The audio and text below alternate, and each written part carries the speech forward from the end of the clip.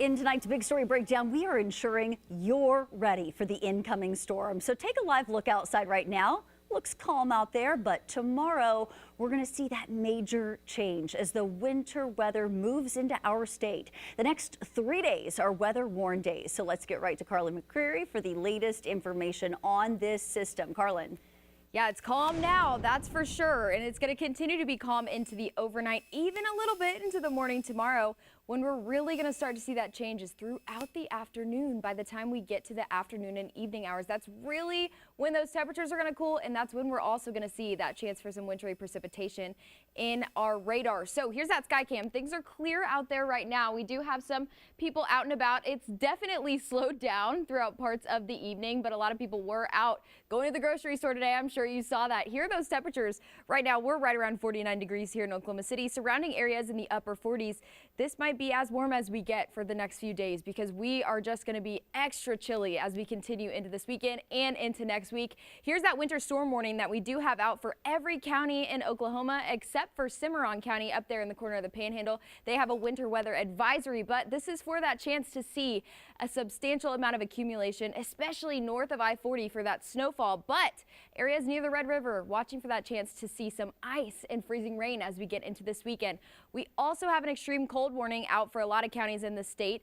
We do have that chance to see wind chills in the negatives by the time we get to tomorrow, Saturday, and Sunday. Early Monday, though, that's going to be our coolest day of the week. It's going to be extra chilly out there as we continue into Monday. But we do have a lot of impacts that are going to make its way into the state by the time we get to this weekend. Travel impacts, accumulation impacts. We've got it all on the board, especially winter weather-wise, as we continue into the next few days or so. So coming up, I'll talk about how we're tracking that forecast, what you can expect as far as totals go, and everything you need to know this weekend coming up.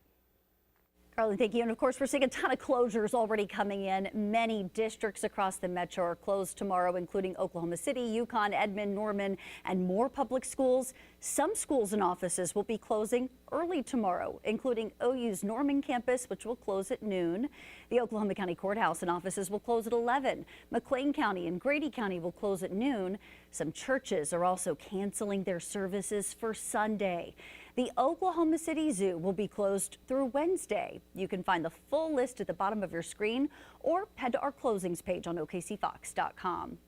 Oklahoma City's trash and recycling schedule is being impacted by the winter weather.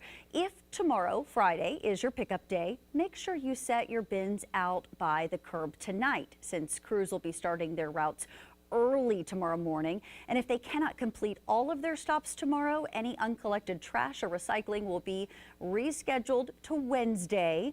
However, bulky waste collection will not be impacted this week, as all routes will be done by tomorrow afternoon.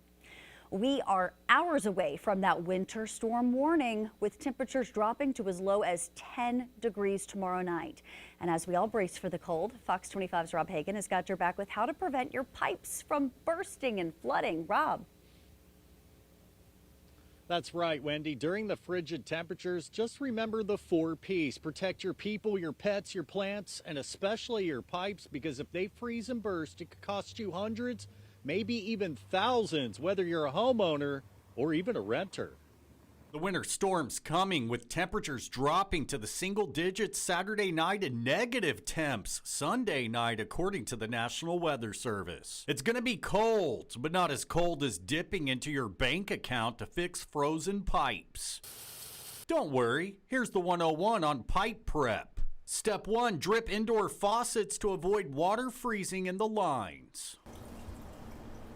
I wouldn't try to start dripping in advance. Wait until we are in these freezing and sub-freezing temperatures for a good number of hours. Drip the water enough for a consistent stream, 2 or 3 millimeters. About the size of a pencil lead or maybe a strand of dry spaghetti. Step 2, let the warm air do the work for you.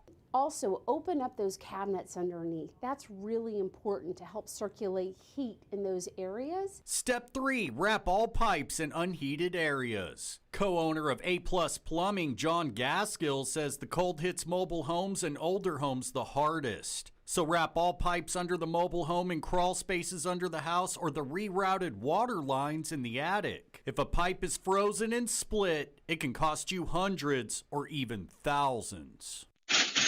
Step 4, protect outdoor pipes and faucets. You really just want to make sure the hoses are disconnected and that you have covered them in some manner. You can wrap them with rags covered in plastic or use a foam cover. You can even use a styrofoam cup. Step 5, winterize your sprinkler system. By this time, you should have your sprinkler system turned off, if not at the control panel, certainly at the valve. Drain your system and backflow device. Finally, know where your main water shutoff is located in case of an emergency.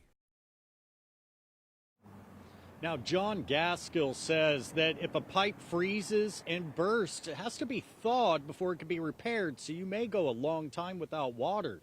Plus, a flat rate will cost you about $165 for an assessment. For more information on how to protect your precious pipes, go to OKCFox.com and I'll make it easy for you. Until then, live at the OKC Utilities Department, Rob Hagan, Fox 25 News. Rob, thank you. Many Oklahomans picking up those last-minute items to get them through this winter storm. Fox 25's Paige Taylor stopped by a few stores, saw a lot of people coming through the doors today to get ready. From heaters to groceries, Oklahomans are getting the things they need to be prepared for our incoming winter storm. The past 2 days, we've definitely seen the community come through. People flocking to Northern Tool in Oklahoma City to purchase those winter storm necessities, generators, heaters, and even clothing. We also offer oil for generators, we offer heaters, propane accessories, even apparel, so high-vis jackets, hats, gloves, even down to hand warmers. We're expecting more generators to come in, more heaters, propane accessories, all the things that people may need for their comfort. And it was a steady stream of cars coming in and out of this Homeland parking lot at Britton and May as people get those last-minute groceries to get them through the storm. I'm stocking up for the winter weather, but really filling my shelves because you don't know what you don't have until you think you might be home for a few days. And Wilson stocking up on things like Eggs, milk, the basics, and then a few other things like there's no coconut. And what about those checkout lines filled with other shoppers? The lines are a little bit long, but everything has run really smoothly, I think. Reporting in Oklahoma City, Paige Taylor, Fox 25 News. If you're planning to utilize a space heater over the weekend, Oklahoma City police urging you to take proper precautions to ensure it doesn't spark a fire. Make sure you're using the right size extension cord. Make sure you keep them plenty far away from curtains, furniture. That's one of the things that we see. And don't use unapproved heating devices in your house. Don't bring your charcoal grill inside to try to heat the house. Use approved heaters. Keep them a safe distance away from anything combustible. According to the U.S. Fire Administration, heating fires are the second leading cause of house fires, accounting for 190 deaths in 2021. State officials are urging you to stay off the roads as the winter storm blows through. But if this isn't an option, it's important that you're taking extra precautions as you drive. Make sure to stay at least 6 to 10 seconds behind the car in front of you in case you need the space to brake. And if you feel yourself starting to skid, here's what you need to do. The direction of the skid, for example, the car is starting to go right, you want to turn the wheel towards the right. So that is the direction of the skid. So you want to go the direction where the car is starting to skid. Make sure you have jumper cables, blankets, a charged phone, and some food and water in your car in case you get stuck. Another serious risk during periods of extreme cold is frostbite and hypothermia. Frostbite can develop in less than 30 minutes when skin is exposed to freezing temperatures, with risk increasing significantly if temperatures drop below 5 degrees. Prolonged exposure to cold weather can be life-threatening. Experts say to stay home if you don't have to go out this weekend, but if you do, be sure to dress properly. If you do have to venture out, then it is all about proper attire. And so it is keeping your skin surfaces covered as much as possible, wearing layers of clothing, which is also very important in staying warm, and also limiting the time that you're outside if you do have to be in the elements. Signs of hypothermia and frostbite can include slurred speech, drowsiness, confusion, numbness, or cold skin. Doctors say if you notice any symptoms, get help right away. With that snowfall right around the corner, you might need to pull out the snow shovel. Experts say while shoveling snow may not seem like hard work, the strain of the activity can be demanding on the heart. According to the American Journal of Medicine, adults 65 and older should be more wary of snow shoveling, as well as people with diabetes, obesity, or extra cholesterol.